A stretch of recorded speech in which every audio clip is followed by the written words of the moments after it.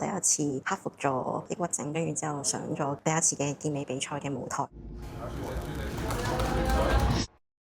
Hello，我叫 Anna。我以前其實係打過10年嘅香港柔道運動員，中間停咗2年之後就轉職咗健美運動員，年資嘅話3到4年。我今賽嘅比賽目標係支持下 Audacity 啦，第一、第二就係我覺得香港好難得有呢啲機構去搞呢啲咁小型嘅比賽，同埋我覺得香港係需要多啲人去關注健康同埋做 gym 呢個風氣。跟住咧，前邊就係我 quit 咗柔道之後第一次克服咗抑鬱症，跟住之後上咗第一次嘅健美比賽嘅舞台。比賽失利咧，24年嘅12月底咧，其實我係最佳狀態去參加台灣嘅 qualify 啦，失誤啦而冇上到台。嗰陣時如果我上咗台咧，其實就攞卡嘅機會就係好大嘅。呢一次嘅失利導致我咧就當刻會覺得可能呢個係我自己條命嚟嘅，我下一次一定要以更加好嘅狀態去贏呢一次可以攞到卡嘅狀態。我自己好 enjoy 做 gym 嘅原因係因為我覺得中間好似同自己嘅身體肌肉去做一個 connection。而家讀緊 master，覺得呢樣嘢係令到我喺 pick up 讀書嘅時候，知道自己喺時間上嘅安排啦、學習上同埋自己想要嘅嘢，未來嘅方向咧會更加確定。變強咧其實就係欲戴皇冠必承其重，咁所以我就話俾你聽，如果你真係想戴呢個皇冠嘅話，你做得出呢個皇冠應該要做嘅嘢。喺張敬偉嘅你咧，其實咧張敬偉代表一個你可以突破自己啦，係一個機會係令到你重新認識自己。所以有時候咧可能減法會好過加法嘅 step back 一步，反省下自己點解會有呢個張敬偉，